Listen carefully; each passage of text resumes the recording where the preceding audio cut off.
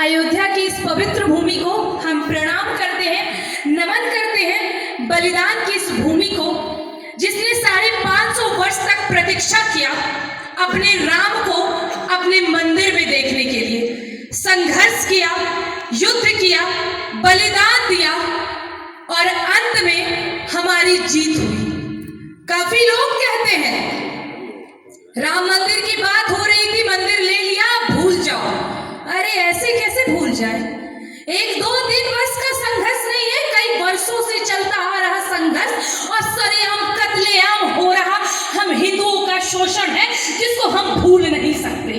और ये राम मंदिर जिसको हम भूलने की बात करते हैं, उन्हें हम ये जरूर कहना चाहेंगे कि रोम रोम में रमा है राम, राम का पवित्र नाम, राम का ललाम धाम कैसे भूल जाएंगे। और जिस जन्मभूमि के लिए बहाए कई बार रक्त, वो तब जो पड़ा तो रक्त और भी चढ़ाएंगे, परंतु राम मंदिर का संघर्ष नहीं भूलेंगे। और बात हमारे मर्यादा पुरुषोत्तम श्री राम की थी, इसलिए हमने मर्यादा में रहकर अपने राम मंदिर का निर्माण करवाया। जब बात हमारे काशी नरेश की आएगी तो तांडव तो करेंगे, और बता रहे हैं और चेतावनी दे रहे हैं कि महादेव का तांडव कोई झेल नहीं पाएंगे, इसीलिए हमें भोला बनकर समझा रहे हैं। तो समझ जाइए, कहे कि कायदे में रहिएगा तभी फायदे में रहिएगा, याद रखिए। ये देश सनातनियों का है, इस बात पर केवल गर्व नहीं घमंड है। ये आदि काल अनंत काल से चलता आ रहा सत्य सनातन धर्म, जो कभी समाप्त नहीं हो सकता। हम सनातनियों का जिसमें प्राण बसता है, इसे हम कभी छोड़ नहीं सकते, जिसे कोई समाप्त नहीं कर सकता। अब मेरा निवेदन है इस देश के समस्त सनातनियों से कि जगह जगह ऐसी पद यात्रा निकाले जैसे हमारे भाइयों ने निकाला। जगह जगह से सनातन के लिए अलख जगाए। जो सनातन के प्रति लोगों की श्रद्धा कहीं ना कहीं कम हो गई या कम कर दी गई थी, आज पुनः हम युवाओं के द्वारा उसे उठाया जाए। बहुत सारी नारी सशक्तिकरण हमारे समक्ष बैठी हैं, उनसे मैं ये कहना चाहूंगी कि हे विरहनी व्यर्थ के आलाप गाना छोड़ दे, क्योंकि आज नारियां यही कहती हैं कि हमें कोई कुछ कर नहीं सकता, हमारा कुछ हो नहीं सकता, हम कमजोर हैं, हम अबला हैं। अरे जिस रानी ने लक्ष्मी बाई का रूप धारण करके, रंगचंडी का अवतार धारण करके अपनी झांसी को बचाया, अपने देश को बचाया, अपने प्राण को न्यौछावर किया, माँ दुर्गा का रूप धारण करके युद्ध किया, वो नारी कमजोर कभी नहीं हो सकती। जिस नारी पद्मावती ने 16,000 रानियों के साथ आत्मजोहर कर लिया और उस खिलजी को अपना बदन छूने नहीं दिया, वो रानी पद्मावती की वंशजा कभी कमजोर नहीं हो सकती। और हम उन्हीं की वंशजा हैं, हम कमजोर नहीं हो सकते। इसीलिए मैं कहना चाहूंगी, हे विरहनी व्यर्थ के आलाप गाना छोड़ दे, हे विरहनी व्यर्थ के आलाप गाना छोड़ दे, और वेदना के फिर वही सप्ताप गाना छोड़ दे, और कंठ में हो चेतना के सुर जगा जा तू अलग, वरदान गाए रागिनी, अभिशाप गाना छोड़ दे, वरदान गाए रागिनी, अभिशाप गाना छोड़ दे। आज बहुत ही देर हो चुकी है, वरना अगर मैं सनातन के लिए बोलने पर आऊं तो ये रात भी समाप्त हो जाएगी, परंतु मेरा बोलना समाप्त नहीं हो पाएगा।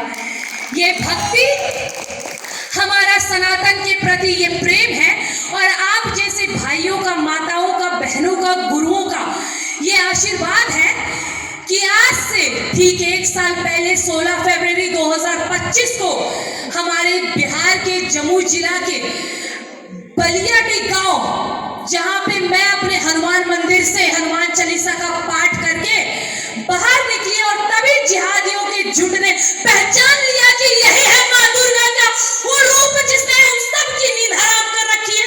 और मैं बोलती हूँ, हाँ मैं हूँ वो दुर्गा का रूप, क्योंकि मुझे शौक नहीं है बॉलीवुड की नचनियों की तरह बनने का। इसीलिए मैं माँ दुर्गा का रूप धारण करके, रंगचंडी का अवतार धारण करके युद्ध करने में सक्षम रहती हूँ। मैं भरोसा नहीं करती स्वयं को 35 टुकड़े में लाने का, मैं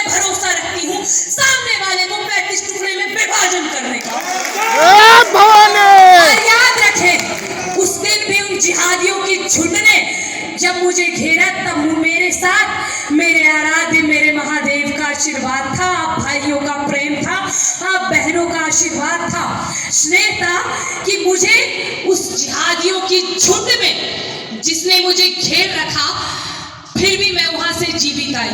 अलग बात है कारावास पहुंच गए, कहीं ना कहीं इस बात का संदेश देता है कि अब बात प्रेम और मर्यादा से नहीं होने वाली, अब छल करना जरूरी है, जो हमें श्री कृष्ण से सीखना होगा। और जिनका जन्म ही कारावास में हुआ, अंतिम में हम वहीं पहुंचे और वहां से हमें संदेशा पुनः मिला कि हिंदुत्व की ये आवाज अब कभी नहीं दबेगी, अब आगाज और लंबी होगी, आगाज और बड़ी होगी, पुनः बढ़ेगी। और इसी प्रकार मैं जगह जगह, जब तक मेरे शरीर में प्राण है, मैं सनातन की सेवा करती रहूंगी। जब तक मेरे शरीर में प्राण है, अगर मेरे मर्यादा पुरुषोत्तम श्री राम ने, मेरे आराध्य महादेव ने अगर मुझे इस कार्य के लिए चुना, तो मेरा प्राण चला जाए, परंतु सनातन का कार्य ये नहीं रुकेगा।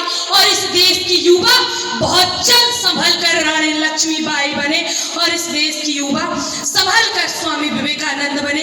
इसी उद्देश्य के साथ सनातन हिंदू एकता पद यात्रा, जिसका आगाज किया गया अयोध्या की पवित्र भूमि से, मैं आप लोगों के समक्ष कल फिर उपस्थित रहूंगी और सनातन के प्रति इसी तरह अलग जगाती रहूंगी। और एक बात ध्यान में रखें, जिस दिन हमारी बातों से, जिस दिन हमारे भाषणों से आपके अंदर का हिंदुत्व उबाल न मारे, समझ जाइए उसी दिन हमारा हिंदुत्व का कान ठप पड़ जाएगा, क्योंकि वाणी ही हमारे युद्ध का सर्वप्रथम हथियार होती है।